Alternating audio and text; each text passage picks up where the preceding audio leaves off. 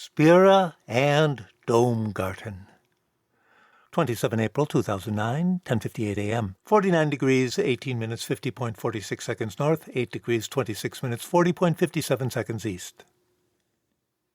Here I am driving through the streets of Spire with my two passengers, and I realize that nobody's said a word since I told Bruno and Lambert to check their seatbelts back at the parking lot of the little train station.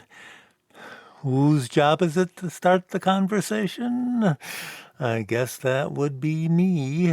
So, suddenly I catch a glimpse of the real cathedral. Yes, that's it. Those are the spires, about a mile away. That's a good topic, isn't it? My first impulse is to ask Lambert and Bruno if they've seen that American telenovela. You know, the cable series about Birth of Savoy. Because of that shot in the opening sequence, it's amazing. The camera had to be almost exactly where we are right now. Of course, they must have done some digital stuff to get rid of the modern buildings. But then I think, maybe it's too early in our acquaintance for pop culture references.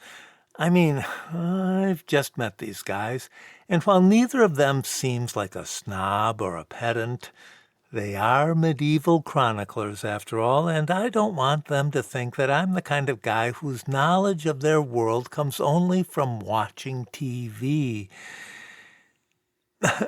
Just a minute, I'd better pay more attention to driving. Okay. The GPS on my phone just guided me through a big intersection, and I've swung from Siemensstrasse onto Bahnhofstrasse. Doesn't Bahnhof mean train station? And isn't the train station where we just came from? Oh, it looks like there's another station, an older one. Oh, yep, there it is. That one looks like a train station, all right. Still no conversation. This silence is getting awkward. Wait a minute. Didn't I write down some questions when I prepped for this trip? Sure I did. All I gotta do is find the notes program on my phone. There it is.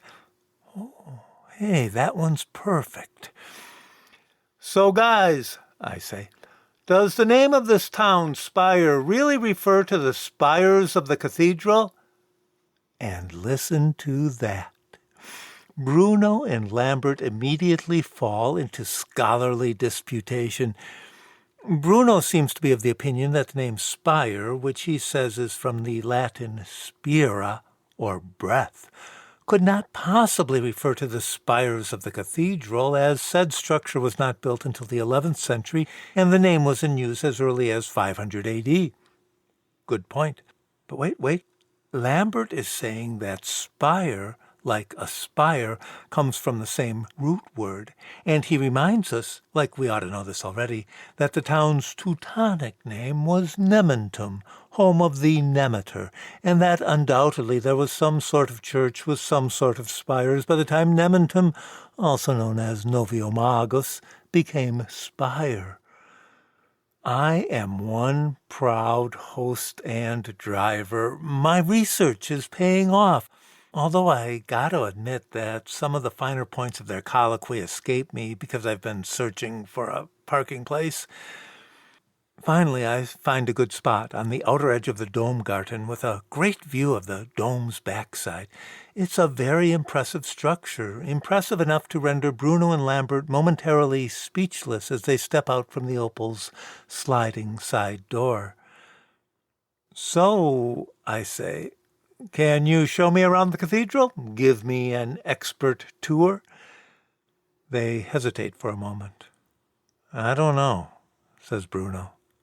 Excuse me, says Lambert, but is the king, Kaiser, whatever he calls himself these days, is he in there?